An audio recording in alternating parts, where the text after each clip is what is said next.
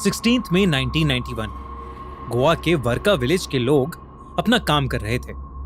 तभी full speed पर एक वाइट कॉन्टेसा कार विलेज के एक कोने से आई और अचानक ही एक मोटरसाइकिल ने उस कार को ओवरटेक किया और उसे रोक दिया। उस मोटरसाइकिल वाले और कार के ड्राइवर में बहस होने लगी और मोटरसाइकिल वाला कार के अंदर घुस गया। कार वाले ने चाकू निकाला और कुछ देर बाद कार से एक जोर की चीखने की आवाज आई। वो चीख उस कार वाले की ही थी। कार का ड्राइवर मर चुका था। इतने वो मोटरसाइकिल वाला घायल हालत में बाहर निकला। उसने कार की डिक्की खोली और उसमें से सोने के बिस्किट निकालकर सब गांव वालों को बताया कि वो एक कस्टम्स ऑफिसर है और ये कार एक गोल्ड स्मगलर की है। लेकिन आसपास खड़े लोगों में से किसी ने उस घायल कस्टम्स ऑफिसर की मदद नहीं की। उसने उस कार को वहीं रोकने के लिए उसके टायर पंक्चर किए और वो बीच की तरफ एक गली में भाग गया। गांव वालों की चाहकर भी उस कार वाले इंसान को छूने की हिम्मत नहीं हुई, क्योंकि वो आदमी कोई और नहीं बल्कि गोवा के फॉर्मर सीएम और साउथ गोवा के सबसे बड़े पॉलिटिशियन का भाई था। जब उस पॉलिटिशियन को पता चला कि उसके भाई को किसी ने मार दिया है तो वो गुस्से से पागल हो गया और उसने पूरे गोवा को सर पर उठा लिया। उस कस्टम्स ऑफिसर को आइडेंटिफाई किया और उसका नाम था कोस्टाओ फर्नांडिस। उस पॉलिटिशियन के गुंडे और पुलिस दोनों कोस्टाओ के घर गए, लेकिन कोस्टाओ फरार था। उस पॉलिटिशियन ने बयान दिया कि ये सब एक पॉलिटिकल साजिश है और उसके भाई को फंसाया जा रहा है। इतना ही नहीं, उन्होंने ये भी कहा कि कोस्टाओ एक गद्दार क्रिमिनल है। पूरा गोवा कोस्टाओ को ढूंढने के लिए बंद कर दिया गया, पर कोस्टाओ का कोई नामो निशान ही नहीं था। पुलिस उसकी फैमिली पर प्रेशर डालने लगी। हर कोई सिर्फ कोस्टाओ को ढूंढ रहा था। अगली ही रात कोस्टाओ अचानक से वापस आ गया और उसने पुलिस को सरेंडर कर दिया। पर उसी दौरान उस पर एक जानलेवा हमला हुआ, जिसके बाद सबने उसका सच सुना। एक ऐसा सच जिसने ना ही पूरे गोवा को हिलाकर रख दिया, बल्कि इंडिया की सबसे बड़ी गोल्ड लैंडिंग्स का भी पर्दाफाश किया। गोवा के 1961 में आजाद होने के बाद कई गैंग्स सोने और ड्रग्स की स्मगलिंग के लिए पोर्ट्स का इस्तेमाल करते थे। स्मगलिंग दिन ब दिन बढ़ती गई और उनसे डील करने की रिस्पॉन्सिबिलिटी थी कस्टम्स ऑफिसर की। ऐसा ही एक कस्टम्स ऑफिसर था कोस्टाओ फर्नांडिस, जिसने 1979 में कस्टम्स को ज्वाइन किया। कोस्टाओ अपने डिपार्टमेंट के सबसे ब्रेव और ऑनेस्ट ऑफिसर्स में से एक था। कोस्टाओ कोस्ट लाइंस पर आने वाली सभी बोट्स और ट्रॉलर्स पर नजर रखने लगा, क्योंकि उसे टिप मिली थी कि ऐसे ही ट्रॉलर्स और कमर्शियल बोट्स का यूज करके स्मगलर्स दुबई और रशिया जैसी कंट्रीज से सोना और ड्रग्स इंडिया भेजते थे। उसने कई स्मगलर्स को पकड़ना शुरू कर दिया, लेकिन वो सब इस स्मगलिंग माफिया का एक बहुत ही छोटा हिस्सा थे। इसी बीच कोस्टाओ को खबर मिली कि गोवा के उस बड़े पॉलिटिशियन और उसके भाई डिमेलो का गोवा में हो रही गोल्ड स्मगलिंग में एक काफी बड़ा हिस्सा है। कोस्टाओ ने कई हफ्तों तक डिमेलो की हर एक मूवमेंट पर नजर रखी और फिर एक दिन कोस्टाओ को उसके खिलाफ एक टिप मिली, एक ऐसी टिप जो उसकी जिंदगी हमेशा के लिए बदलने वाली थी।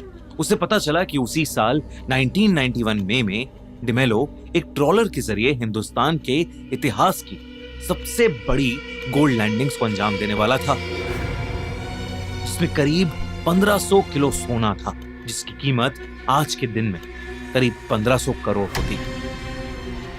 कोस्टाओ ने इस टिप के बारे में ज्यादा ऑफिसर्स को नहीं बताया था, क्योंकि कोई भी उसे धोखा दे सकता था। कोस्टाओ ने डिसाइड किया कि वो अकेले ही इस ऑपरेशन को हैंडल करे, क्योंकि डिमेलो या उस पॉलिटिशियन के स्मगलिंग ऑपरेशंस के बारे में अगर कोई भी बात करता तो वो मिस्टीरियस सर्कमस्टांसेस के अंदर मारा जाता था। कोस्टाओ ने रात दिन फटाडे बीच का सर्वे करना शुरू कर दिया। उसने बीच के पास एक खुफिया जगह पर अपना एक सीक्रेट चेक पोस्ट बनाया। जैसे जैसे लैंडिंग की डेट पास आने लगी, डिमेलो की व्हाइट कॉन्टेसा कार फटाडे बीच के आसपास एक कंस्ट्रक्शन के बहाने कई बार वहां चक्कर लगाती रही। डिमेलो ने उस कंस्ट्रक्शन साइट पर चक्कर मारा था। कोस्टाओ ने रात भर उन पर नजर रखी। फिर 16 मई 1991 को सब कुछ बदल गया। सुबह सुबह कोस्टाओ थोड़ा सा रेस्ट करने के लिए अपने घर पहुंचा था, लेकिन उसके कुछ ही देर बाद सुबह के 10:30 बजे उसे एक कॉल आया। इस कॉल से उसे पता चला कि कारमोना बीच के आसपास डिमेलो कुछ एक्टिविटी कर रहा है। कोस्टाओ तुरंत अपनी बाइक पर वहां पहुंचा और उसने देखा कि डिमेलो का भाई बीच के पास ही बार में बैठा हर चीज पर निगरानी रख रहा था। इतना ही नहीं, वो व्हाइट कॉन्टेसा कार और उनके साथी की एक सफेद मारुति कार बीच के पास ही पार्क थी। कोस्टाओ तुरंत अपनी बाइक के साथ एक कोने में छुप गया। उसने देखा कि कुछ लोग बैटरी जैसे भारी बॉक्सेस ट्रॉलर से निकालकर उसी व्हाइट कॉन्टेसा में भर रहे हैं, और वो भी डिमेलो की देखरेख में।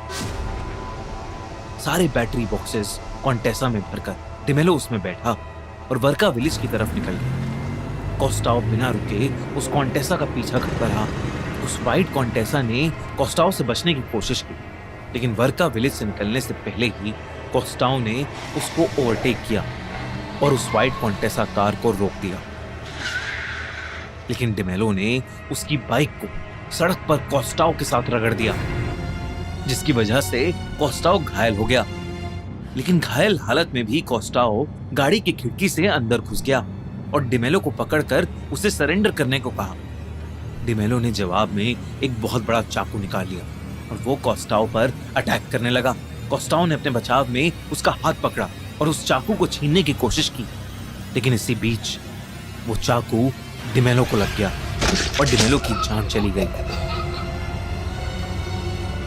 कोस्टाओ ने अपने सेल्फ डिफेंस में एक क्रिमिनल को मार दिया था।